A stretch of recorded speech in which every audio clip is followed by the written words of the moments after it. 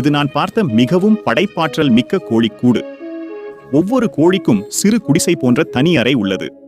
இது சுத்தமாக சுகாதாரமாக இருந்து சத்தான முட்டைகளை இட உதவுகிறது. இதை எப்படி செய்வது என்று பார்ப்போம்.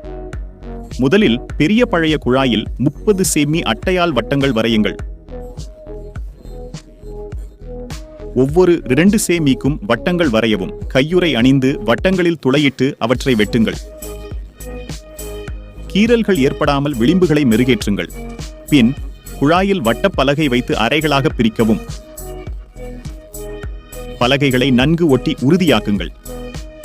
குழாயின் இருமுனையிலும் மரப்பலகை இணைத்து திருகுங்கள். இடைவெளிகளை கடற்பாசியால் நிரப்பி மிகையை வெட்டுங்கள். இறுதியாக கூட்டில் வைக்கோல் பரப்பி வசதியாக்குங்கள். உங்களுக்கு இது பிடித்திருக்கிறதா? மேலும் புத்தாக்கங்களுக்கு லைக் மற்றும் ஃபாலோ செய்யுங்கள்.